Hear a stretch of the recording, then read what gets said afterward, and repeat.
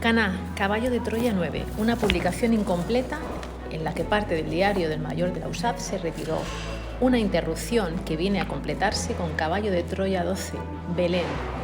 JJ Benítez está en el programa de Rosa Pasapágina. Bienvenido. 30 de abril, miércoles del año 27. Orden de caza y captura del maestro. ¿De qué se le acusa? Pues Jesús de Nazaret lo que hace es públicamente, en el templo además, empieza a acusar a los sacerdotes, al Sanedrín, de corrupción. Y lógicamente pues esto no es del agrado, ¿no?, de los sacerdotes. Y al final el Sanedrín extiende una orden de caza y captura. Y Jesús se ve obligado a huir. En esa captura le acompañan los apóstoles. Sí. Y es un largo viaje de 6 meses, Sí. En los que ocurren cosas importantes, escritas, creo, Por el mayor. Por el mayor. Bien, el mayor de USAP investiga miles de puntos luminosos. Algunas de ellos descendían e iluminaban el suelo. Es un trocito de lo que hay escrito. Sí, eso ocurre, si no recuerdo mal, poco antes del nacimiento de Jesús de Nazaret, el 21 de agosto del año -7. ¿Podríamos cambiar el mes del nacimiento de Lo cambió Jesús? la Iglesia. Lo cambió la Iglesia porque no en el nació, siglo IV. No nació. Nació en diciembre. En diciembre.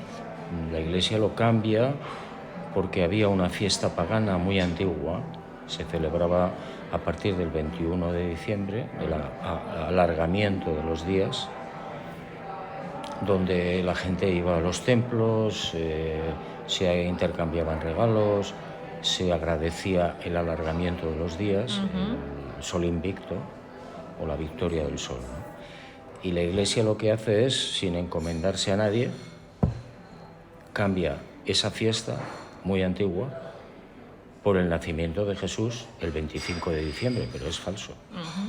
Como muchas cosas. Jesús nace como muchas cosas. Sí. Jesús nace en la época seca, en agosto. ¿Por qué? Porque la gente en aquel tiempo no viajaba con las lluvias. No era lógico ni práctico. Hablamos también de la matanza de los inocentes en Belén.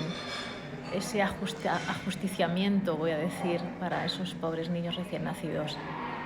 Sí, Belén y su comarca. Y su comarca. Sí. En total, según aparece en Belén, en Caballo de Troya 12, si no recuerdo mal, son 16 niños que son pasados a cuchillo, menores de 2 años.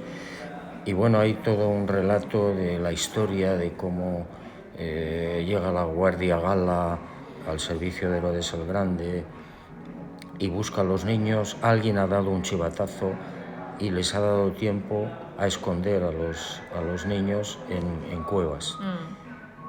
Entonces lo que hacen los soldados es amenazar a los vecinos. Si no declaran dónde están los niños, los matan a ellos. Y al final, quien denuncia a esos niños son los propios vecinos. Para salvárselos en la espalda Claro. a ellos. Hablas también de los milagros de Jesús que fueron presenciados por el mayor de USAP y narrados a diario. Por ejemplo, esta niña de 5 años que estaba plagada de tumores y que Jesús la cura. Sí, hay en los caballos hay muchas sanaciones o milagros que no están en los evangelios canónicos, que no nos lo cuentan, pero un montón, y además muy interesantes, ¿no? Bueno, a mí me parece absolutamente lógico. Es decir, en el momento que Jesús empieza la vida pública, de predicación, y actúa ya como Dios, como hombre y como Dios, los prodigios fueron muchísimos, muchos más que los que nos han contado, muchos más. ¿Y no sería mejor, JJ, que conociéramos realmente cómo es Jesús, que nos contaran realmente cómo era esa figura, en lugar de manipularla la Iglesia, o ocultarla? Es la consecuencia, es un invento humano y es la consecuencia de una situación que, por supuesto, no aparece en los evangelios. Claro. ¿Por qué? Pues porque Pedro y su grupo ellos viven en Israel. Son galileos, son judíos, pero viven en Jerusalén. Y se dan cuenta de que el mensaje auténtico de Jesús no vende. ¿Por qué? Porque Jesús lo que predicó es la igualdad espiritual o mental de los seres humanos. Y entonces los judíos no aceptaron que la mujer fuera como el hombre, ni el rico como el pobre, ni el esclavo como el hombre libre. A partir de ese momento, si no lo aceptan, ¿qué haces? Pedro lo que hace es se refugia en el fenómeno de la resurrección. Y al final aparece una religión a propósito de la figura de Jesús, no de su mensaje. El mensaje queda enterrado. Y a partir de ahí la estructura se empieza a hacer grande, empiezan a necesitar jerarquías, límites, dogmas, filosofía, etcétera, etcétera, justificaciones. Pero no tiene nada que ver con lo que Jesús quería, ni pensó en fundar una iglesia, jamás. Es decir, es todo mentira, o casi todo. Pues todo esto que me estás contando, imagino que la primera vez que publicaste Caballo de Troya traería alguna consecuencia. Tuvo consecuencias muy desagradables. Por ejemplo, que algunos obispos, algunos sacerdotes subieran al púlpito y pidieran que los libros, que el Caballo de Troya fuera quemado, como obra satánica. Yeah. Pero bueno, yo les comentaba, ¿no? Les decía, bueno, ¿cómo es una obra satánica si defiendes la divinidad de Jesús? No es una obra satánica. Hay un repaso por las sectas judías, como las carismas, escribas, escenios, en las que Jesús resulta no ser uno de ellos. Sí, hay una tendencia, no sé por qué, a identificar a los esenios con Jesús de Nazaret, ¿no? O al revés. Cuando estudias la secta de los esenios y la estudias a fondo, yo creo que la he estudiado a fondo para saber si lo que decía el caballo era cierto, te das cuenta de que no tiene nada que ver. Es decir, los esenios tenían una forma de actuar, de pensar, de comportarse, y Jesús tenía una forma totalmente diferente. Los esenios no admitían a los enfermos, a los leprosos, o a los ciegos, o a los mancos. Jesús jamás planteó ese problema, ¿no? Los esenios exigían entre 2 y 3 años para pertenecer a la secta. Jesús nunca habló de un periodo de tiempo para participar de su mensaje, para nada, ¿no? Bueno, hay como 30 diferencias. Por decir, seguro que hay infinitas, ¿no? Hay muchas más, seguramente, sí. Pero bueno, no ¿se conocieron? Sí, sí se conocieron. Porque los esenios, además, tenían la ocupación como médicos, a veces ambulantes, iban por todo el país. Y Jesús los conoce, claro. Y cuando Jesús empieza los prodigios, los esenios se preocupan de investigar quién era este hombre, porque estaban esperando a los esenios estaban esperando al maestro de justicia, que es un personaje que no está muy claro. Más de 7.000 páginas para explicar los evangelios de Cristo. En esos 12 libros hay grandes áreas de conocimiento. La cuestión es, ¿el lector es consciente de toda la información que das? De todos esos conocimientos, porque claro, nosotros los leemos, lo estamos adquiriendo, pero eso tiene un trabajazo brutal. No es mérito mío, ¿eh? Yo he recibido una información y lo único que he hecho ha sido transcribir. Pero bueno, sí, tienes razón en el sentido de que hay una información exhaustiva, es decir, en 7.000 páginas. Solamente las notas a pie de página son increíbles, o sea, con un desarrollo técnico, físico, de leyes de la época, etcétera, que es asombroso. Yo no hubiera podido hacer eso nunca. Queda mucha verdad, mucho por contar, porque se nos cuenta lo que decíamos antes, muy poquito de la vida de Jesús, pero muy poquito de la vida de Jesús, desde que es un personaje público sabemos más que todo lo anterior, pero tiene que haber también información. Bueno, en los caballos hay parte de lo que se sabe de la vida de Jesús, infancia, bueno, nacimiento, infancia, juventud, problemas, la muerte de su padre, cómo se queda al frente de la familia, cómo la madre tiene una idea totalmente distinta de la de Jesús respecto al Mesías. Todo eso sí está desarrollado en los caballos. ¿Pero queda información?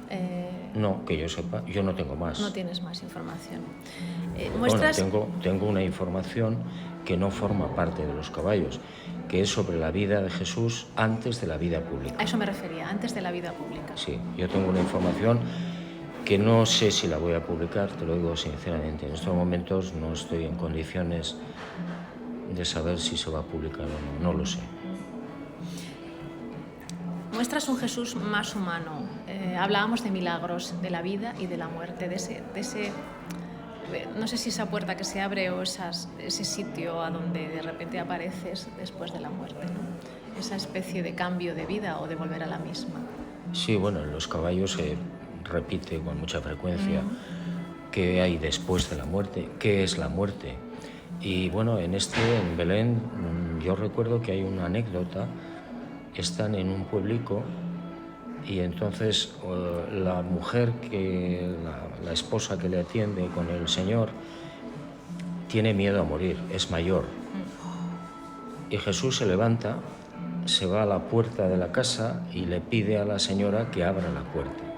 La señora abre la puerta y Jesús le pregunta, ¿has tenido miedo? Y dice, no, pues eso es la muerte.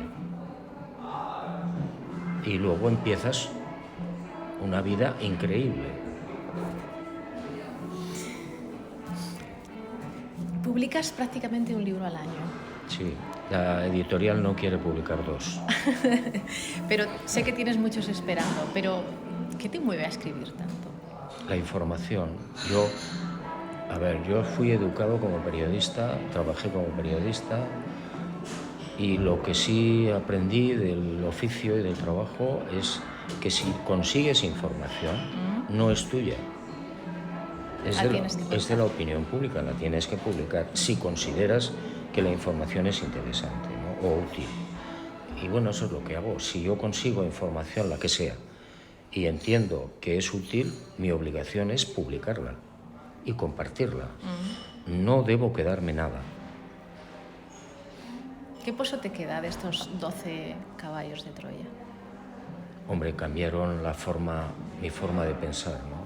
La forma de ver la vida, la forma de ver la muerte. Cuando yo bebí en esa información, me quedé gratamente sorprendido, ¿no? Me convenció muchísimo más que la religión. Fue un boom la primera vez que publicaste Caballo de Troya. Sí, fue una explosión. O sea, ni yo me lo podía imaginar, ¿no? ni la editorial. Yo recuerdo que José Manuel Aragós, a quien le he dedicado el libro, mi editor me dijo, cuando le llevé el manuscrito del 1, lo leyó y me dijo, es muy interesante, pero tienes que quitar 400 páginas. Casi nada. Y le dije, pues no voy a quitar ni una coma. Se me quedó así mirando, vio que estaba hablando en serio, y dije, bueno, me dijo, pues a morir. Y no moriste. Y dije, pues a morir. Y de morir nada. No, él lo contaba muchas veces, como una anécdota, ¿no? De la misma manera que el nombre de la rosa no lo quiso publicar porque tenía muchas notas con latín. Mira, él se lo perdió en su momento. La gente que empezó a leerte son casi 40 años, ¿no? 38. 38, creo. Exactamente. ¿Tienes todavía continuidad con la gente que te sigue? Con algunos sí. Sí. Con algunos, no con todos. Sí, me sigue escribiendo gente, mandando correos y cartas. Y bueno, pues te cuentan que han descubierto los caballos y que están perplejos, ¿no? Pues muchas gracias, JJ, Nada, por estos 12 caballos de Troya y por este ratito. Muy bien, muchas gracias. Gracias a ti.